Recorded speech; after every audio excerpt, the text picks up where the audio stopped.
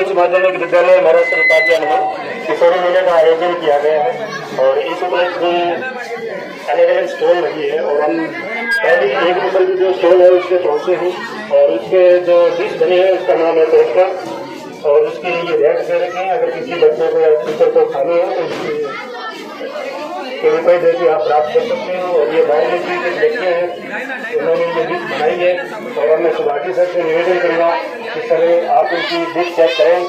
ये जो पनीर के मटर के ये जो कोफ्ते बनाए हैं इनका आप स्वाद चेक करके बताएं और इन बच्चों ने कैसी बनाई है, कितनी स्वादिष्ट है, उसके बारे में आप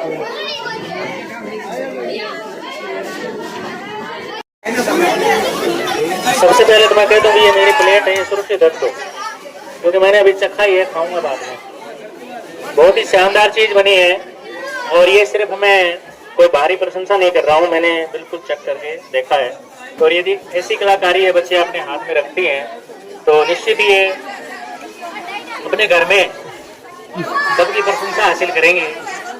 और आपने बड़ी मेहनत की है, मैं देख रहा हूँ आप 2 दिन से तैयारी कर रहे हैं और सुबह से इन चीज़ों को बनाने में लगे हुए हैं। तो निश्चित ही जो पकाने का जो काम होता है वो चुनौतीपूर्ण होता है क्योंकि इसमें मिर्च, मसाले, नमक इत्यादि का एक संतुलन बनाना पड़ता है और वो संतुलन हर किसी के बस की बात नहीं होती है। तो आप किसी भी चाट की दुकान पर चले जाइए, आपने वहाँ पे ये चीज़ें खाई होंगी और आप यहाँ पर खा के देखिए, निश्चित ही आपको कोई फर्क नजर नहीं आएगा। तो आप सभी छात्राओं का हृदय से बहुत बहुत धन्यवाद है कि आपने इस मेले को रोचक बनाने के लिए और साथ में मेला देखने वालों की भूख मिटाने के लिए एक बेहतरीन प्रयास आपने किया है। वास्तव में एक शानदार डिश है, बहुत बहुत धन्यवाद, थैंक यू। दिमाग बहुत ज़्यादा काम में लेके अगर उस खाने को खा लेते हैं तो ये मान के चलते हैं कि उस खाने से आधा मानसिक जो असंतुलन है वो संतुलन में आ ही जाता है। ये एक अच्छे खाने की पहचान होती है और ये ही इस स्टोर के साथ हुआ कि ये कुछ ज़्यादा ही स्वादिष्ट बन गया और अब ये सौभाग्य कर दो चाहे कुछ भी कर दो। हाँ, तो अब हमारे पास केवल एक सैंपल बचा है कि इनके खाने इतने स्वादिष्ट बने कि हमारे पहुँचने से पहले ही वो दोनों बच्चे खा चुके हैं। तो एक बार आप इनको चेक कर सकते हो कि कितने स्वादिष्ट बने हैं क्योंकि ये प्रतीक हो रहा है कि अब तक जो समाप्त हो चुके हैं, इससे आइडिया लग रहा है कि इनके पोहे बहुत ही स्वादिष्ट बने थे। और इनको जो बनाने वाली है वो 11वीं क्लास के कुछ बच्चे हैं, सावित्री, कविता, अनुराधा, बसंती, लक्ष्मी, कविता और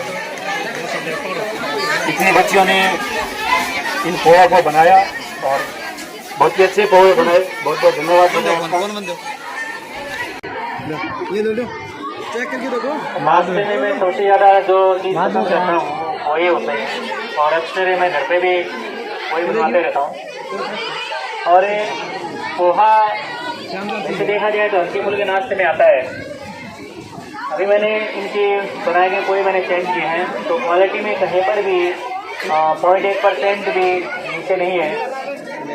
इन्होंने बड़ी मेहनत और शिद्दत के साथ में ये इन्होंने डिश बनाई और वास्तव में एक बेहतरीन स्वाद है, लाजवाब है।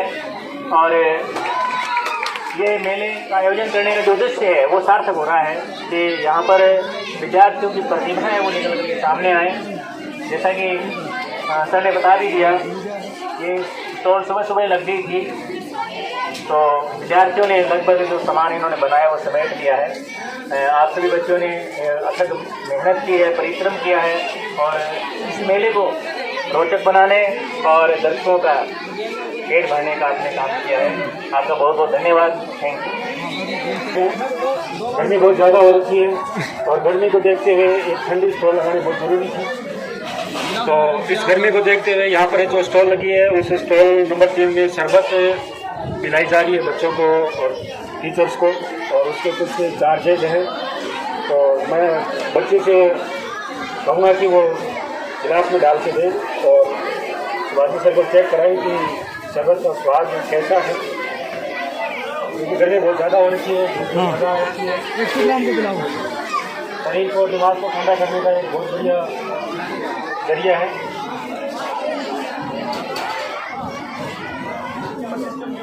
और शरबत है जो एक ऐसा पेय पदार्थ है जो हमारे प्राचीन काल से भारत में चला आ रहे हैं, पिए जा रहे हैं और आगे भी ऐसा होता रहेगा। अब मैं सुभाष सर से निवेदन करूँगा कि वो कुछ शरबत के बारे में 2 शब्द कहें।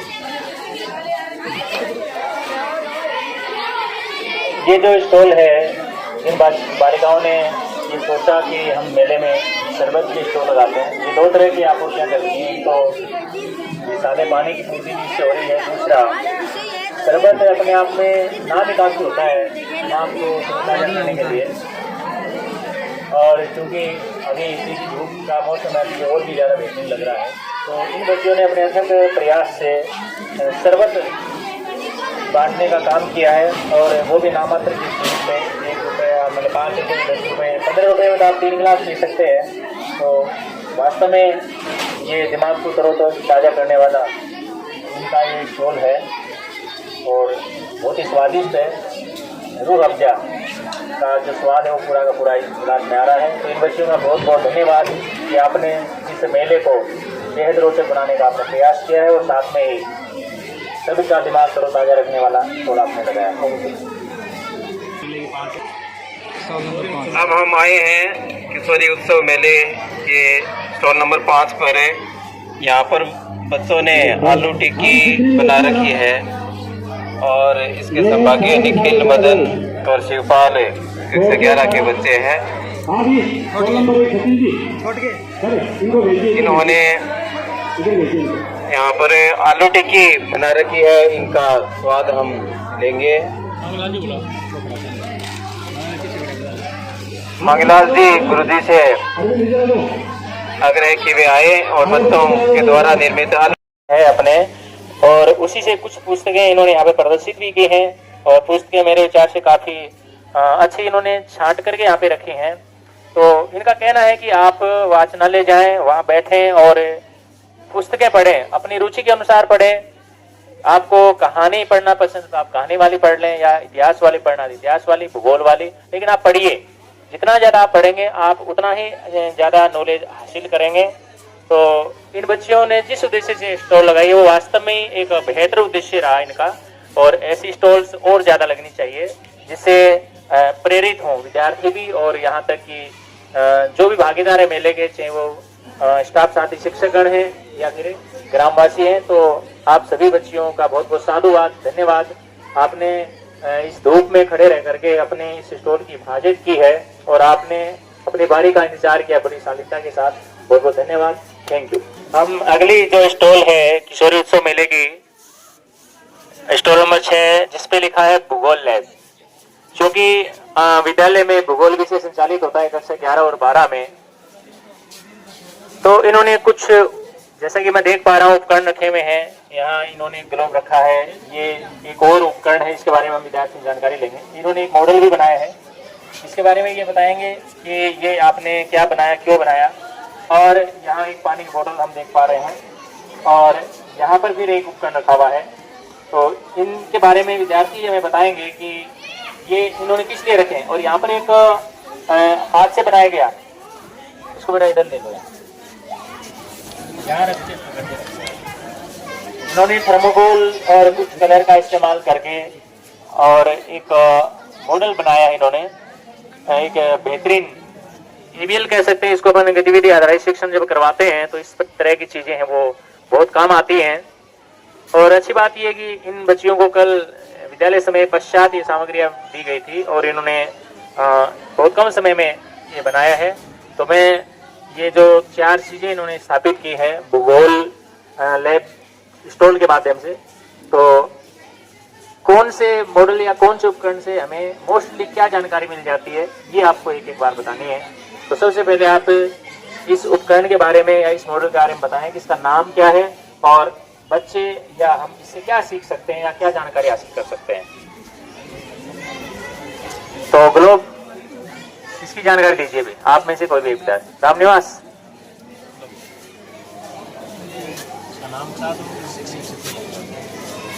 ये हमारे पृथ्वी का एक प्रारूप है जिसे हम ग्लोब कहते हैं। ग्लोब एक पृथ्वी के बारे में सबको जानकारी देना है। पृथ्वी कैसा आकार है, पृथ्वी का क्या डिस्टेंस है, पृथ्वी अपने अक्ष पर घूमती है या नहीं घूमती है, वो सभी चीज इसमें जानकारी मिलती है। और हमारी पृथ्वी है जो गोलाकार रूप में है और ये अपने सूर्य के और चारों तरफ से चक्कर लगाती हुई अपने अक्ष पर घूमती है, जिस तरह आप देख सकते हैं इस तरह। यहाँ आपने थोड़ी सी मिस्टेक की है। आप याद रखें कि ये जो तीर का निशान होगा ये पवन जिस जगह से आएगी उसकी ओर होगा, और ये चूंकि पंख है ना ये हल्का है इसलिए ये प्रवाह की तरफ होगा। अब यदि इधर से हवा का प्रवाह होगा ना, इधर से इस साइड से प्रवाह होता है तो ये इसे अपन फूंक भी मारेंगे ना जोर से या हवा का प्रवाह देंगे ये ऐसे जाएगा ये। तो इसका मतलब पवन इधर से आ रही थी तो इस तीर के निशान इधर है। अब आप प्रयोग करके देख सकते हो हवा का प्रवाह ये है, इस साइड का प्रवाह है, तो ये देखो हिल रहा है क्योंकि पवन है वो यहाँ पे थोड़ा सा घूम के आ रही है। तो अब ये कोने वाली हवा आ रही है तो निश्चित ये हमें पवन की दिशा की जानकारी देता है और इसलिए इंगित भी कर दिया है। मतलब जिनको थोड़ा ज्ञान नहीं होता है उसमें बता देते हैं रफ कंपास की सहायता से उत्तर दिशा की तरफ करके रखते हैं इस एन को, बाकी दिशाएं अपने आप सेट हो जाती हैं। तो लमसम ये उत्तर दिशा की ओर ही है, अब लगभग उत्तर दिशा की ओर हो गया है। और अब ये तीर यदि यहाँ पर है तो इसका मतलब उत्तरी दिशा से पवन चल रही है। ये क्या है इसके बारे में आप थोड़ी जानकारी दें सर। पिंटू, ये जो मॉडल आपने बनाया है ये क्या बताने के लिए आपने बनाया है?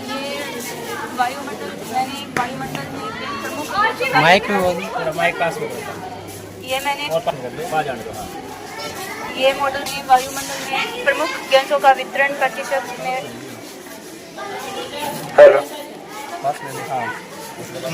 ये दो मैं पकड़ लेता हूँ।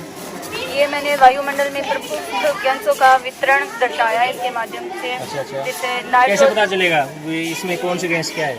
जैसे इसमें नाइट्रोजन है जिसका एरिया सबसे बड़ा है। अच्छा, ये यहाँ से आगे हाँ, कलर भरा है। हाँ, ये जो पर्पल ठीक कलर है। है वो ऑक्साइड और जैसे जो है एक बिल्कुल छोटा सा मॉडल है और थोड़े से प्रयास से बन सकता है, लेकिन बच्चों को हम प्रैक्टिकली बता सकते हैं कि हमारा मॉडल है तो उसमें किस गैस का कितना योगदान है। अब हम ऑक्सीजन को मिला लें तो लगभग मान के आप चलिए 98% या 28 और 21। और ये प्रयास उसी ने किया है क्योंकि दूसरी तरफ भी इसने कुछ सिखाने के लिए बना दिया है, क्योंकि थर्मोकोल चाहे क्यों ना हम पीछे कैसा भी काम में ले लें। और शायद कॉन्सेप्ट इसका तो बिल्कुल क्लियर है, दो ही चीज़ें इसमें बनी हुई हैं, एक ने लिखा है और एक तरफ जल। तो मेरे विचार एक छोटा सा प्रयास है और बहुत अच्छे से हम इसको सिखा सकते हैं। ये क्या है इसके बारे में बताइए। ये वर्षा मापी यंत्र है जो वर्षा की मात्रा को मापा जाता है इसके द्वारा। ये वर्षा मापी यंत्र बताया, हालांकि इस पर कोई नाम नहीं। और ये एक बेलनाकार बर्तन है और ये अंदर मापनी है, पैमाना बोल सकते हैं इसको। आती हैं तो हम बना भी सकते हैं क्योंकि ये लैब में बच्चों ने प्रयोग में लिया है। पानी की बोतल आप क्या कह सकते हैं, साधारण भाषा में आप प्रयोग करके बता वाले पात्र में रख दिया है। और ये कि अपन नहीं रखें तो भी चल सकता है, इसको हम हटा भी सकते हैं। होगी पानी इसके अंदर जाना जरूरी है। और ऊँचा उठाइए, ये वर्षा हो रही है तो इससे यदि आपको मापना है तो निश्चित ही आपको छत के नीचे रखना पड़ेगा। पे कोई ओट नहीं होनी चाहिए, पेड़ ऊपर नहीं होना चाहिए, ना कोई बरामदा होना चाहिए। खुली जगह पे आप रखिए और थोड़ा सा इसको दबा दीजिए मिट्टी में, ताकि ये पटाएंगे मापने बाहर निकालेंगे और में जितना पानी है वो मिली। तो ये देखिए यहाँ से मापना शुरू हो गया। तो अब कितनी बारिश हुई है? 3 मिली। हाँ, 5.3 mm में है ये। तो 5.3 mm बारिश दर्ज हुई है, तो इसमें इतना पानी इसके अंदर आया है। आप इसके माध्यम से क्या बताना चाहते हैं? इसके माध्यम से मैं बताना चाहती हूँ विश्व में कितने महाद्वीप व महासागर हैं। हाँ, कैसे पता चलेगा? जहाँ पर ग्रीन कलर है वहाँ पर महाद्वीप है और जहाँ पर ये ब्लू कलर है वहाँ पर महासागर है। कितने महाद्वीप कितने महासागर है इसमें? महासागर 5 है व महाद्वीप 7 है। 7 है, ठीक है। तो आपने ये ग्रीन कलर ही क्यों चुना? क्योंकि स्थल भाग ग्रीन बनाए रखना है। और ये नीला क्यों चुना? यहाँ पर जल है और जल का कलर प्राय क्या मानते हैं? नीला मान के चलते हैं। देखिए इसमें कई चीज़ें बताई जा सकते हैं। थर्मोकोल की एक शीट से ही पूरा काम हो गया लगभग। इन्होंने ये काट करके महाद्वीप ऊपर चिपका दिए हैं जो उभरे हुए हैं। इसका मतलब है ये पृथ्वी के वो हिस्से हैं जो थोड़ा ऊंचा उठे हुए हैं और जो नीचे स्थान हैं, जो गड्ढे हैं, उनमें पानी भरा हुआ है, जिन्हें हम महासागर के नाम से जानते हैं। हालांकि इनके छोटे हिस्सों को, जैसे ये हो गया, इनको सागर बोल देते हैं। अब एक कॉन्सेप्ट और समझा सकते हैं कि हमने ग्रीन कलर इसमें इसलिए किया है क्योंकि हमें हमारी पृथ्वी को ग्रीन रखना है। क्योंकि पृथ्वी ग्रीन रहेगी तभी यहाँ पे जीवन रहेगा और हम खुशहाल रहेंगे। ये नीला कलर इसलिए भर दिया क्योंकि पानी का जो कलर माना जाता है वो शुद्ध पानी का कलर वो नीला मान के चलते हैं और अपन बोलते भी हैं नीले समुद्र। तो ये भी एक बेहतरीन कॉन्सेप्ट है। आप इस माध्यम से बच्चों को विश्व के मानचित्र के बारे में, महाद्वीपों के बारे में, महासागर के बारे में अच्छी जानकारी दे सकते हैं। और ये व्हाइट क्यों रखा, ये भी एक कॉन्सेप्ट अलग है कि आपने इस पे कलर क्यों नहीं भरा, ये बताओ। यहाँ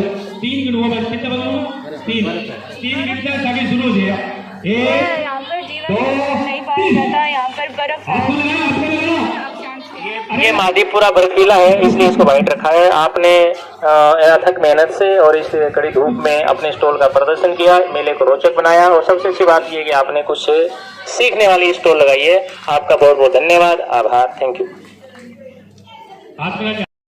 जैसे कि हम देख पा रहे हैं ये धागा है और धागे में जलेबियां लटकी हुई हैं।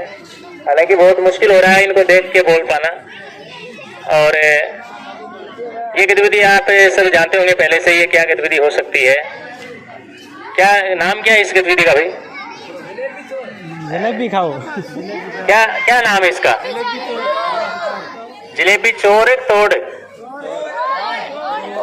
तोड़ जलेबी तोड़ गतिविधि। हाँ,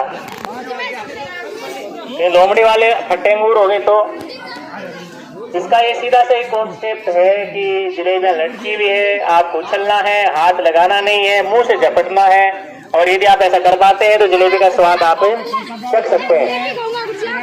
ये पकड़ने वाले ईमानदार होने चाहिए गुरु जी, पकड़ने वाले ईमानदार होने चाहिए। देखो हाँ, ये नहीं हो जाए ऊंची नीची कर बोल रहे। हाँ,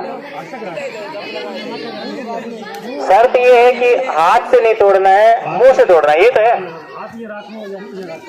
चलो देखते हैं बच्चे किस रूप में खेल पाते हैं इसको।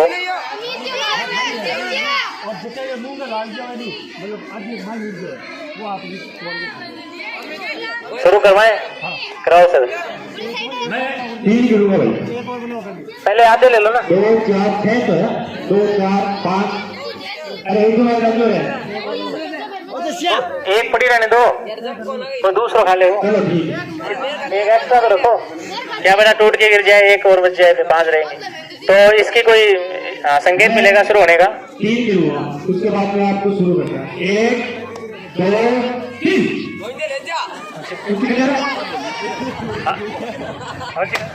शाबाश शाबाश। हाथ नहीं लगाने, हाथ नहीं लगाने हैं, आपको सीधे खाने हैं। तू तो खिला रहा है कि खिला रहा है? मैंने कहा था ईमानदार रखियो, ईमानदार रखियो। ये तो मुंह में दे रहा है, उसके आराम से ले, खा ले खा ले। चलो भी बालिकाएं हो रहा हो, बालिकाओं को दिखाओ। ये बेईमान थे दोनों, ये तो खिला रहा है उसको, ले ले ले ले खा ले, कोई दिक्कत नहीं है, इतनी बहुत है। बुलाओ बालिकाओं, बुलाओ, छोटी बुलाओ। आ जाओ भैया, 2 3 1 4 आ जाओ। बार बार मौका नहीं मिलेगा फिर, आ जाइए अब सी। 6 दिए भाई, 2 4 5 6 बस इतनी बोल। अभी एक हाइट तय कर लो आप, इनकी हाइट देख के उस हिसाब से। ये हाइट का थोड़ा गड़बड़ हो जाता है इसमें, क्योंकि ज्यादा हाइट वाले के हिसाब से ऊपर रखना पड़ता है। एक काम करो, आप 3 हटो पहले, आप 3 हटो, ये 3 हट जाओ। ये 3 हाइट में लगभग बराबर है, इनके हिसाब से हाइट तय करवा दो इनकी। ये 3 को बाद में खिला देंगे, आपको 3 ही पकड़नी है और छोड़ दियो। एक बार सिर थोड़ी ऊंची रख दो और ऊंची करो, उछलना भी चाहिए ना, यूं थोड़ी एडी ऊंची करके पकड़ ले। हाँ, हाथ नहीं लगाना, ठीक है ना? हाइट कम है, हाथ नहीं लगाना, हाथ नहीं लगाना, ठीक है? उछल के खा सकते हो, हाथ नहीं लगाना।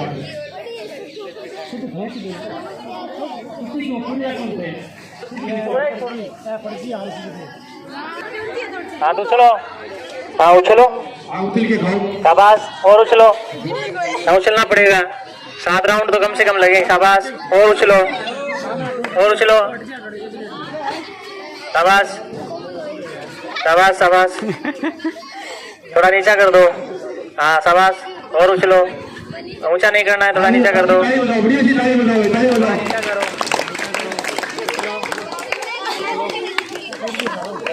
नहीं नहीं, हाथ तो लगानी नहीं है, हाथ तो लगानी नहीं है। पकड़ो पकड़ो पकड़ लो ठीक है, तो शाबाश पकड़ लो। अब भी नहीं पकड़ने में आ रहा। हाथ लगाई दियो लास्ट में तो। बहुत अच्छी गतिविधि है, ऐसी गतिविधियाँ होती रहनी चाहिए। तीन और रखे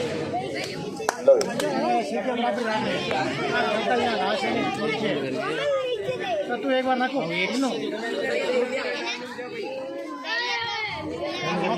ये आज के इस प्रोग्राम की अंतिम कड़ी है और इसके बाद में आज का जो कार्यक्रम है वो समाप्ति की ओर है।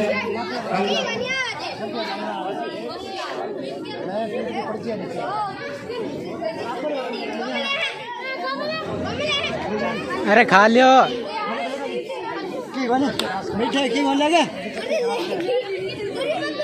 हाँ शुरू करो, 1 2 3।